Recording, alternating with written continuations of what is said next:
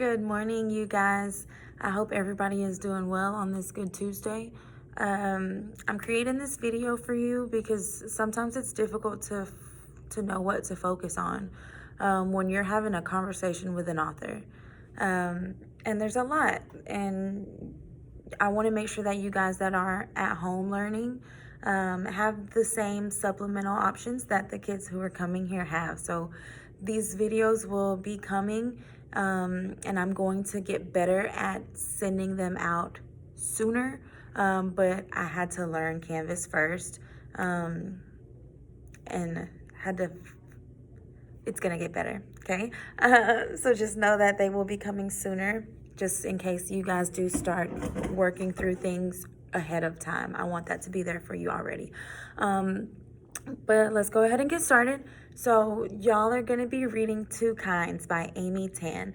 This is a short story about an Asian American family with a daughter whose name is Jing Mei. And she is so her mother is an immigrant from China, and she believes that Jing Mei has the potential to do anything, to be anything. And the first thing that I want you to notice when you start reading is that repetition, that again and again. She's telling her daughter, you can be anything if you work hard. I see everything in you. This is probably something that you guys may have heard from your parents or your grandparents or a teacher or a coach. Man, I see it all in you if you would just give a little more effort, right? And sometimes when you're a kid, that's hard to do. And so this is just her story of her mother wanting her to be this prodigy child. If you don't know, the word prodigy means an exceptionally talented child, or almost like the perfect kid, not perfect, but ooh, that kid that you can be so proud of because they're so good at something, So while you're reading, there are some things that I want you to pay attention to, and I'm gonna post some sentence stems in the description box. Look, Miss Banks is gonna have to get her YouTube game up for my virtual kids. But yeah, so I'm gonna post some sentence stems in the description box, and I'll post them into Canvas too with whatever link I post this video in. But I want you to use these and to think about them as you're reading. So first I predict Jing Mei will blank because blank. And that second blank is meant for your text evidence. Your text evidence is what you see in the story that leads you to what you think the author is telling you, okay? Sentence 2, the author conveys a tone of blank with words like blank that have a blank connotation. So we got a lot of blanks. Let me explain them. So the author conveys a tone of blank. That first word should be some type of feeling or emotion, right? Because that tone, that is the mood, that is the vibe, right? What kind of vibe is the author wanting you to feel? So real quick, when you are reading, you are having a conversation with an author, and that author is trying to tell you something. You got to figure it out, right? Sometimes it's right there for you, and then sometimes you have to read in between the lines. The tone is how the author wants you to feel while you're having the conversation. So right now, I'm wanting you to feel relaxed and prepared and ready. So all the words that I'm using are hopefully making you feel that way, okay? When you read, you might hear words like embarrassed, angry, yelled, screamed, cried. That should make you feel maybe frustrated, or should make you understand that the narrator is feeling frustrated. It's got a frustrated vibe going on, right? So your sentence might look like, the author conveys a tone of frustration with words like anger and embarrassed, things like that.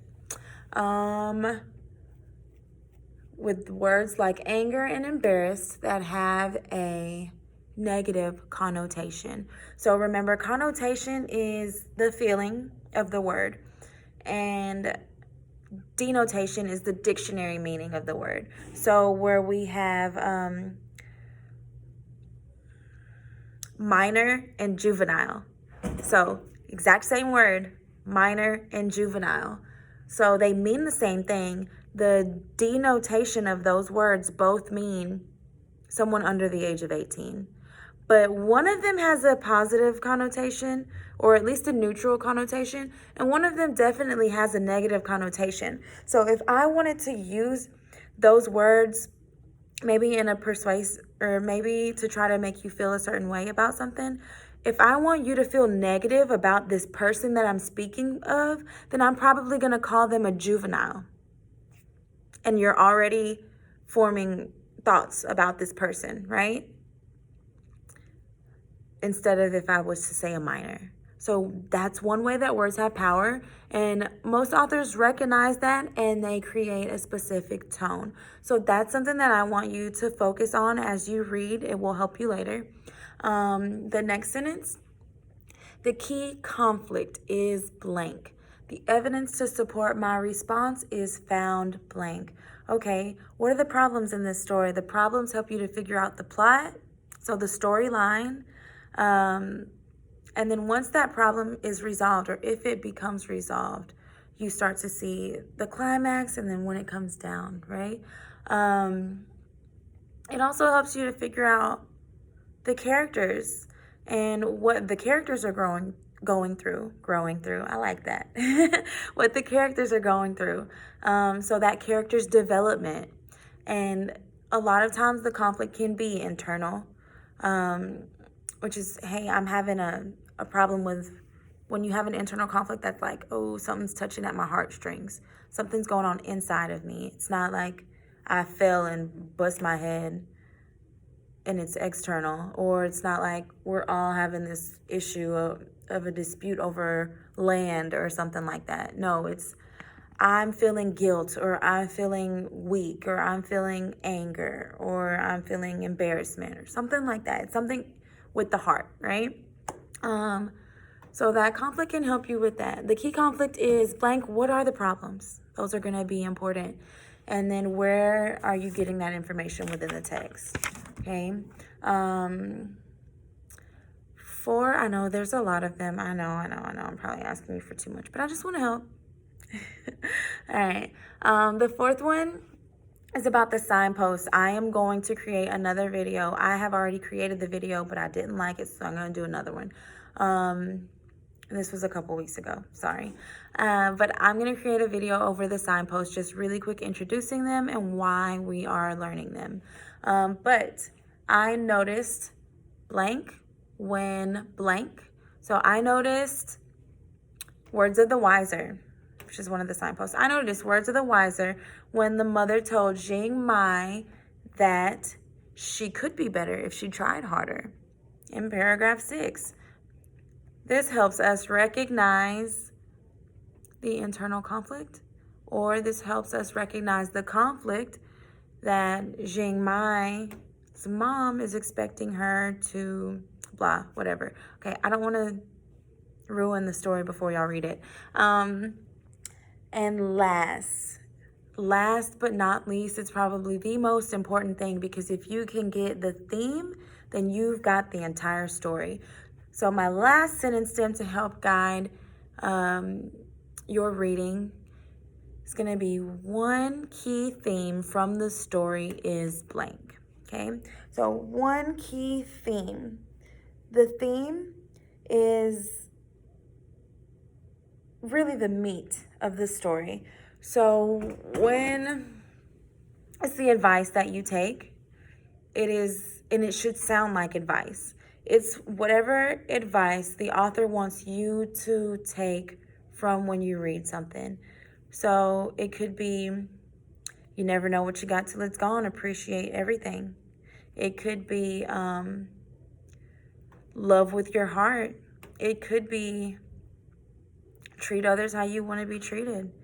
It should sound like words of the wiser, right? It should sound like wisdom. It should sound like something that your granny would tell you, or someone you trust that gives good advice, right? So your parents, your teachers, your bosses, your mentors. It should be things that you would expect for them to say, that you can apply to your life. So it shouldn't be a main idea, but from the main idea and the key concepts, you should be able to take from that and create a theme statement. And that's going to come last. When you begin reading, you can definitely use the other sentence stems to help guide you. Look at the tone. What are the words that she used? Look for the allusions and the metaphors. There's a ton of allusions and metaphors in two kinds. So look for those analogies. Again, analogy is just a comparison. And this should definitely help you guys. Let me know if it's helpful. And have a great day. There's going to be another video because I'm about to make another one right now. It's going to be shorter. This is long, and I'm sorry. But I'm going to create another one just going over the signposts and why we're using them for you guys real quick. All right. Have a great day, and let me know if y'all need anything. Bye.